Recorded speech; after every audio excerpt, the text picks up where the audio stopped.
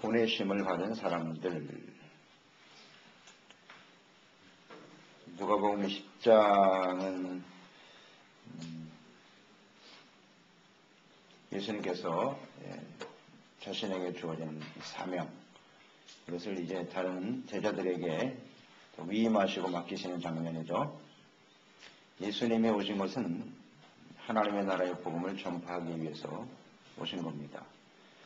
십자가를 지셔야 되는, 십자가의 죽음이 지금 임박한 것을 주님은 알고 계시죠. 예수님이 그 기간 동안에 십자가 지시기까지 끊임없이 복음을 전파하며 다니셨단 말이죠.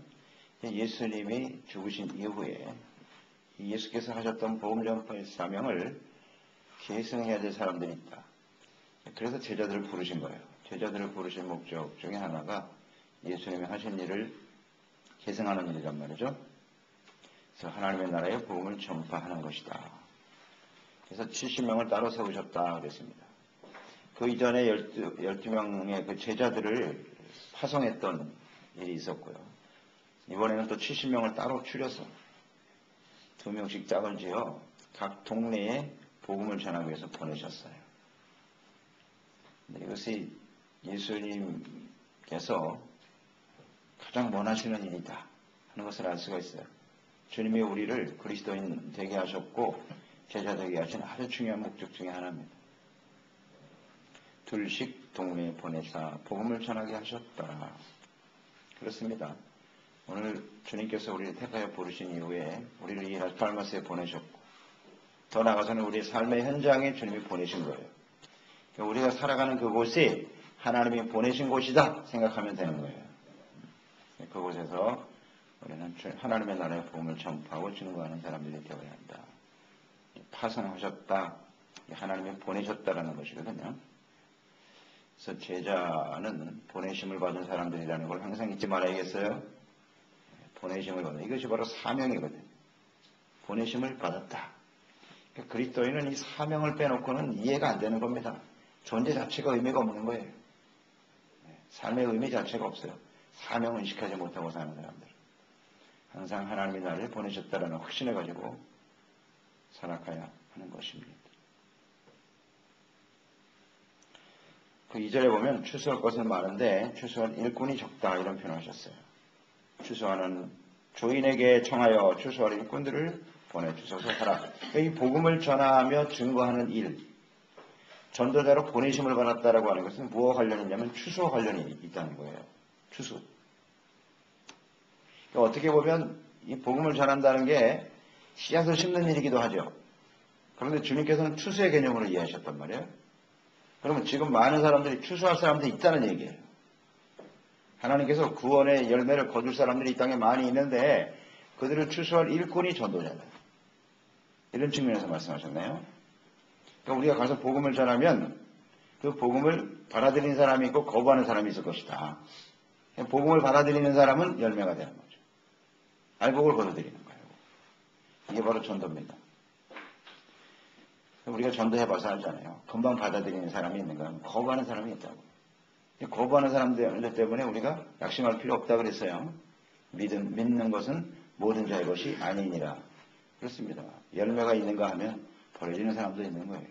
그건 우리가 분별할 수 없는 것이로되 우리가 가서 복음을 전함으로써 많은 추수할 일꾼들을, 추수할 알곡들을 거둬들인다.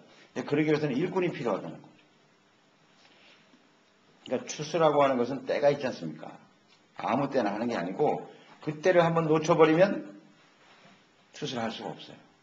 그러니까 추수 그 시기에는 많은 사람들이 필요하죠. 한꺼번에 쫙 몰려서 추수를 다 해줘야 돼요.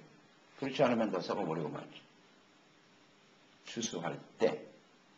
자, 예수님께서 재림하시는 때도 역시 추수할 때거든요. 예수님이 이 땅에 다시 오실 때도 추수하기 위해서 오시는 겁니다. 그러니까 추수할 때는 많은 일꾼들이 필요해요. 그래서 이 전도자들이 지금 나와서 복음을 전한다라고 하는 것은 이게 다 추수할 일꾼들이라는 뜻이거든요.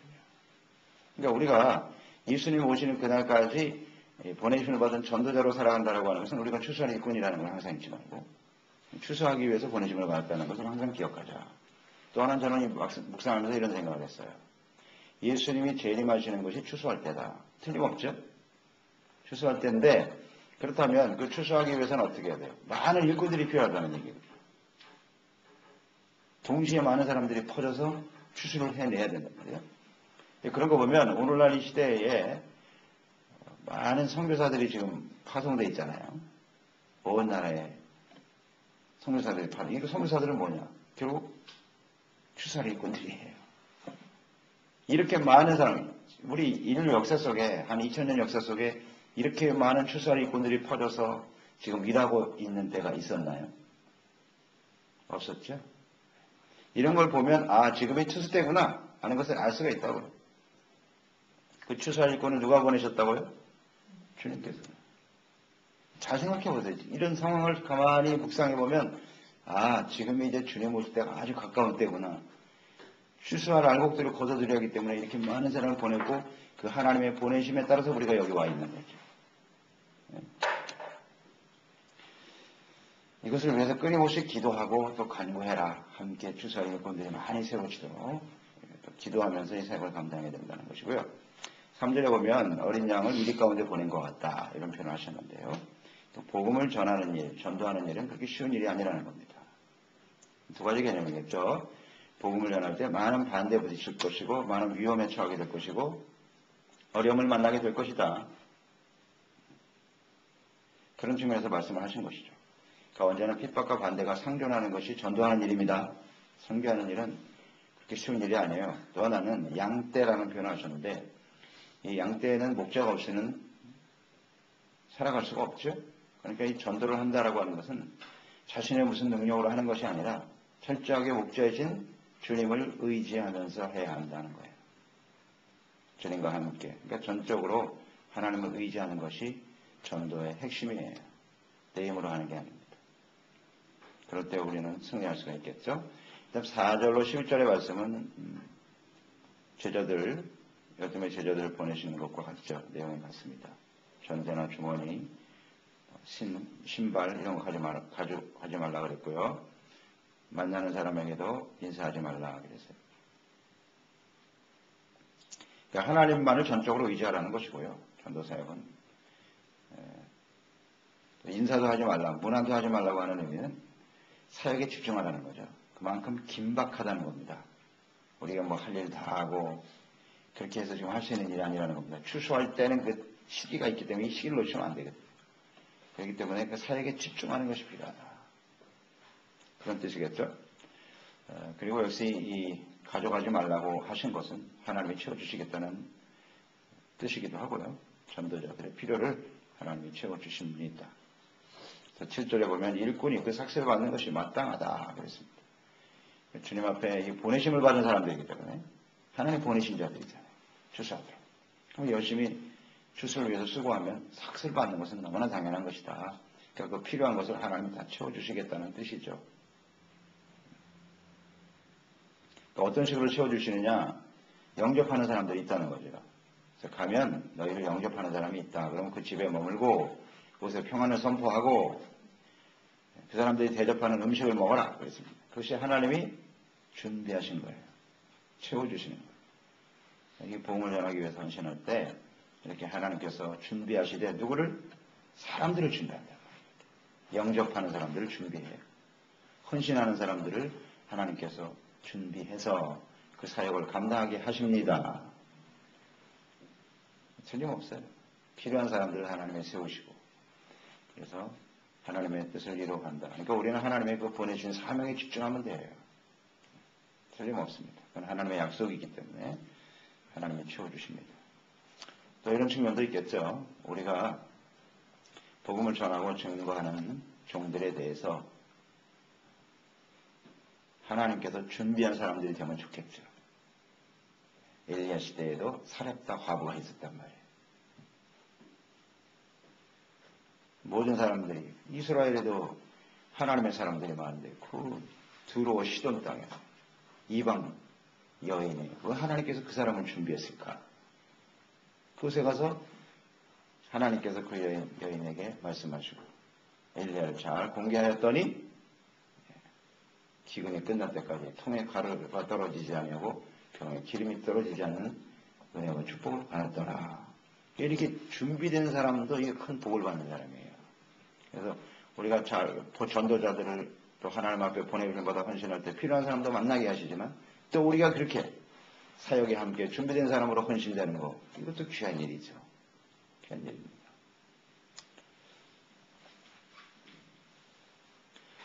영접하는 자의 집에 머물고 이리저리 옮겨다니지 말라. 역시 사역에 집중하라는 주님의 뜻이겠죠.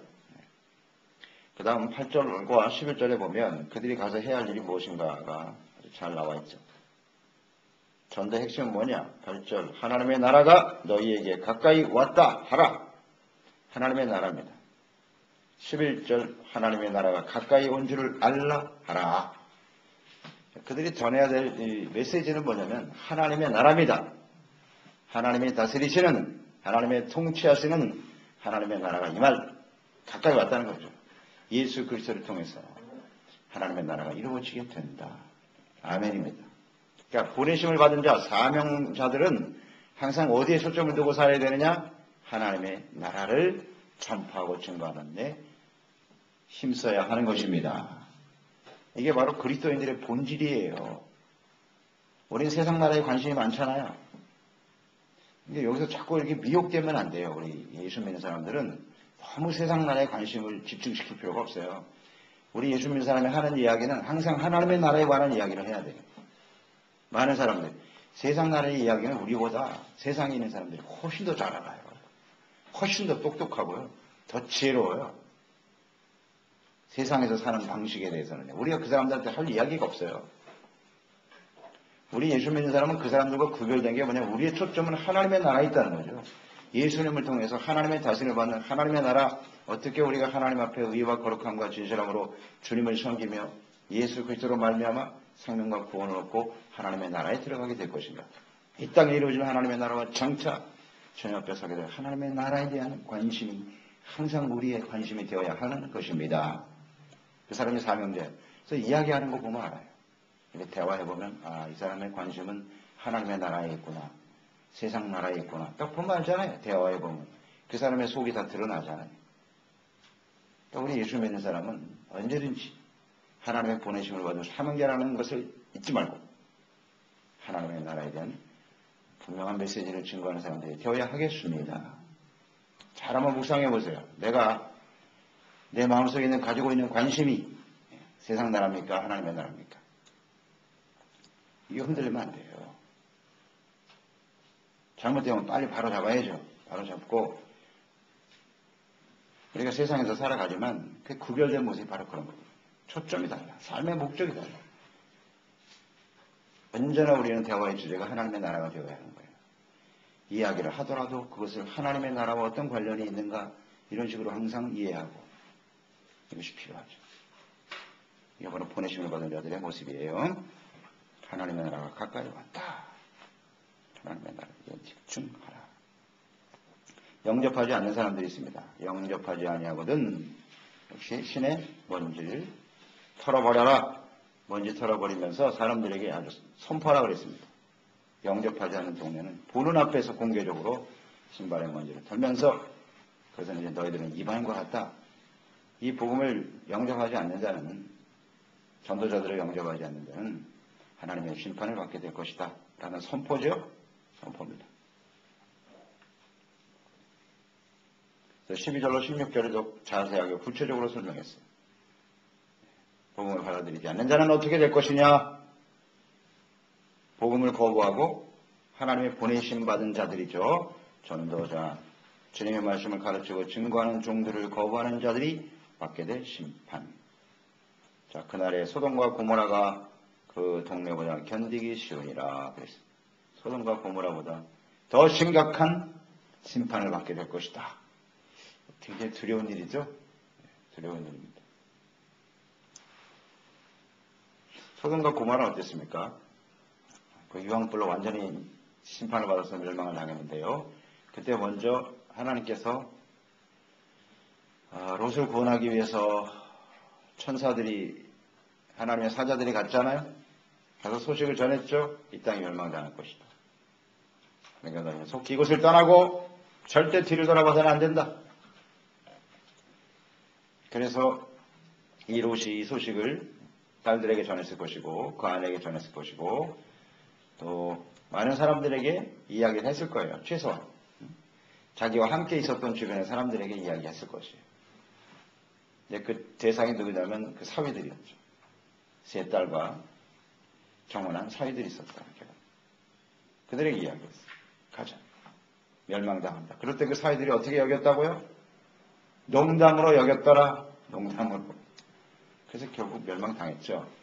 롯의 아내는 또 뒤를 돌아보지 말라고 그렇게 강조했건만 뒤돌아보다가 소금기둥 되어버린. 이것이 소돔과 고모라에 임했던 심판이거든요. 그러니까 오늘도 우리가 마찬가지거든요. 복음을 대하고 하나님의 말씀을 전파하고 증거하는 종들에 대한 태도. 이것이 곧 소돔과 고모라에 멸망해 갈 수밖에 없는 그런 사람들의 모습과 같다는 거예요. 그때는 하나님의 사자를 직접 보내는데 사자, 보내심을 받은 자잖아요. 오늘은 하나님께서 오늘날은 누구를 보내신다? 성령으로 감동되어 예수 그리스도를 믿고 구원받은 예수님의 보내신 자들, 우리를 보내시는 거예요. 우리를 보내사 이 복음의 소식을 듣게 하시는 거예요. 거부하면 이보다 더 심한 심판을 받게 될 것이다. 이것이 굉장히 심각한 문제죠. 심각한 문제입니다. 그래서 우리는 이 긴박성을 알고 심각성을 인식하고 끊임없이 복음을 전파해주고 증거해 주어야 하는 것이에요. 선택은 본인이 하는 거죠. 그러니까 우리가 하는 일은요, 사람들을 구원하는 일이 아니에요. 어떤 면에서 구원은 하나님이 하시는 거지, 우리는 사실은 구원할 수 있는 능력이 없어요, 우리에게는. 가서 메신저예요. 전해줘요. 해서. 들어야 되거든요, 일단. 그래서 하나님의 나라가 가까이 왔고, 하나님의 나라에 들어가기 위해서는 회개해야 된다. 예수 그리스도를 믿어야 된다라는 사실을 분명히 전해줘야 돼요. 분명히 전해줘야 돼요. 믿지 않으면 이렇게 화가 임할 것이다 라고 주님께서 외치시잖아요. 화 있을진저 보라신 베세다 가버나움. 주님께서 주로 사역하신 지역이잖아요. 많은 기적을 행하셨죠. 그곳에서 하나님의 나라의 말씀을 전파하셨고요. 그런데 그들이 믿지 않아요. 예수님을 거부하고 복음을 거부하는 사람들이었다라는 거죠. 만약 두로와 시돈 이방 땅이잖아요. 그곳에서 내가 이런 일을 행했다면 그들은 벌써 죄에 앉아서 회개하고 돌이켰을 것이다. 이방인들만도 못한 하나님의 백성들.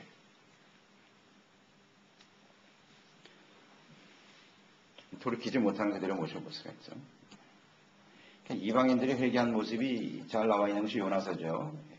니느웨 멸망당할 것을 주님 말씀하셔서 요나를 보냈지만 요나는 끝까지 안 가려고 했죠. 이방인들이 멸망당하는 건 당연하다고 생각했던 거죠. 근데 가서 그렇게 뭐 대단하게 증거한 것도 아니에요. 하기 싫어서 억지로 했죠, 사실 요나가. 가서 전했는데 온 백성이 다 회개하는 거야. 짐승까지도 금식시키고. 그래서 다 구원받았잖아요. 용서받았죠? 이런 일들이 벌어졌을 거라는 거예요, 벌써. 이방인들도 이렇게 회개하고 돌아오는데 하나님의 본백성들이 돌이키지 못한다는 거죠. 참 안타까워하시는 것인데요.